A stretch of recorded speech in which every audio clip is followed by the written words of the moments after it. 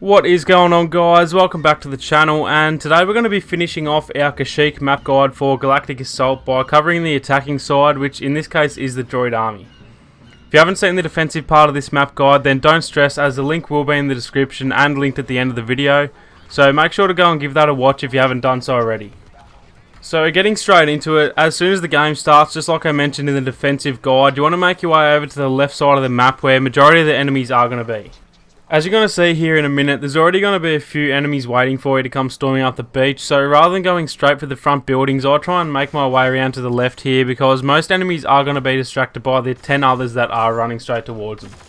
Now you can see that I took a bit of damage here, so rather than pushing straight forwards towards the enemy, I decided to flank up these stairs to the left and try and catch them by surprise.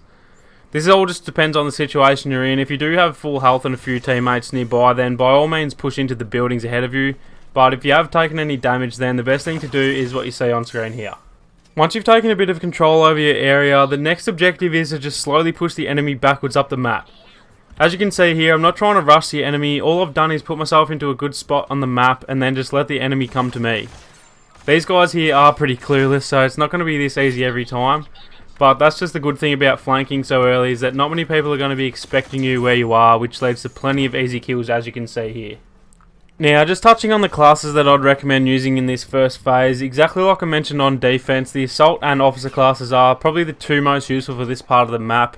You can probably get away with the heavy class as well, but you just need to make sure you're controlling the situation so that you're always in a close quarters area. So once you've pushed the enemy back to the next checkpoint, it's absolutely crucial that you rush them as quick as you can. Their spawns for this checkpoint are really far back, so you need to try and gain as much ground as possible before they have a chance to set up.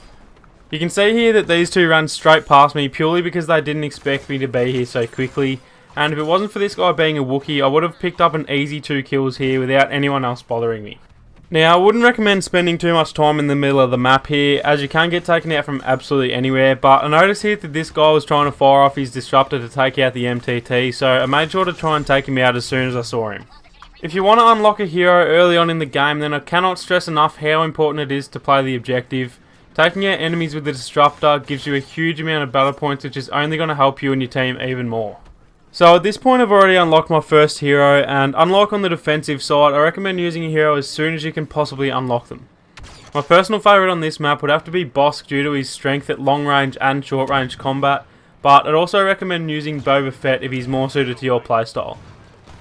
One thing I like to do with Boba is jetpack up on top of the MTT, where you can pretty much get the best seat in the house, as you can see here. Be wary that this spot does lack a bit of cover, but due to his manoeuvrability you should be fine as long as you keep somewhat on the move. There are also a few other spots around the map where you can get above the enemy and rain down hell with his rockets, so I usually like to fly over to a safe spot, fire away my rocket barrage, and then make my way back to the MTT once the jetpack has refueled. Now, as for Bossk, you pretty much just want to play him like you play any other regular trooper. He only has 600 HP, so his survivability can be a little bit low at times, and the enemy are most likely going to target you if you're in their general area.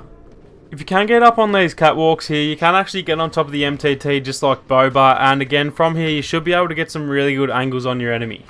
Due to his effectiveness at both long and short range combat, you should be okay for the most part as long as you don't push the enemy too hard. While you're still in the first phase, you should mainly focus on playing a little bit longer range just to make sure that you don't get an early death, as the second phase is where Bossk really excels. Now, if you can't manage to get your hands on a hero this early in the game, then don't worry at all. You should still be playing in the same areas that I'm playing as Bossk here, and you can actually be a little bit more aggressive for the most part, as it doesn't actually matter as much if you die as a regular trooper. In this last checkpoint of the first phase, I'd really lean towards a close quarters style of play, and I'd recommend using either the CR2 if you're assault, or the SE44C if you're an officer. Just about any blaster will do if you're playing as a heavy, as they're all really well suited to close quarters combat. So once you push the enemy team back to the second phase, this is where heroes like Bossk and Boba can really take control of the game. If you don't like playing as these two, I'd have to recommend Palpatine or Darth Maul. They're both unreal in close quarters areas, and you can easily take control of the objective completely on your own with these two. If you're unable to unlock a hero at this stage, then don't worry, you should still just be following what I'm doing on screen with Bossk, as I usually play the exact same way with him as I would with any regular trooper. What I try to do in this phase is pretty much just hassle anyone that's inside the juggernaut. If you're lucky enough to have a few good teammates, then you can try and distract the enemy while your teammates are arming the bomb, and oftentimes if you are a hero, then a lot of enemies just seem to run away rather than defending the objective. If you're playing as Boba on this second phase, then you really can just be a massive pain in the ass for the other team, as you can rest up on these little ledges above the doorways where no one can really see you. This is so handy for regrouping and recharging your abilities, but make sure to do it on the sides that are closest to the edge of the map. If you do it in the middle sides, then you're going to be completely open to attack from just about any direction. What I like to do once I'm up here is just slow down a bit and just make sure I'm safe and that my health has regenerated, and then I'll use my scan ability to see where the enemies are sitting inside the juggernaut. As you can see here, there were a few standing right at the doorway, and if this is the case, then you can just drop down and hover and then fire your rocket barrage into the door for a few easy kills. You can see here that my teammates have set the charge on the objective, and at this point most people usually start to make their way over to the second objective, as they most likely think the job's already done. But this is when you should actually play a little bit more aggressive and make sure that the bomb does go off rather than letting it be defused.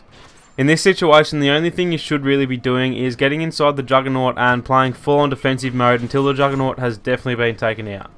Once the juggernaut has blown, then this is when you want to try and pick off any stragglers that are trying to make their way over to the other objective.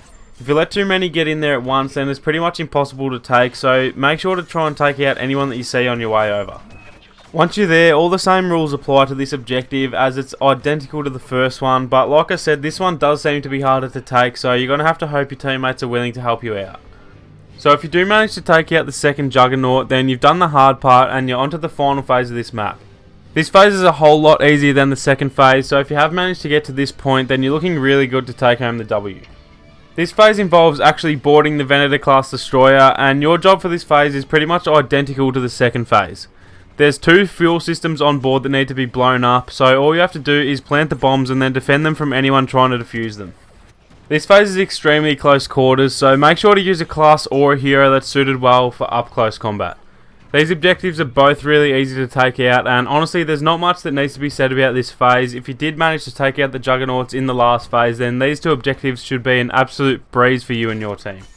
The one on the left seems to be easier to take out, so I usually try and take out the one on the right first, as it's a whole lot easier when the enemies are spread between both objectives. So that's going to be it for our KASHYYYK map guide, guys, and as it is a new series, I'd love it if you guys could smash that like button just to let me know if you do want me to keep making more of these map guides. If you haven't seen the defending side of the map guide, there'll be a link on the screen at the end of this video, so make sure to go and check that out too.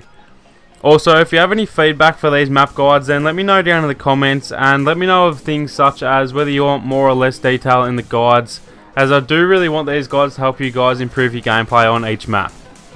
Thanks so much for watching, guys, and I'll see you all next time.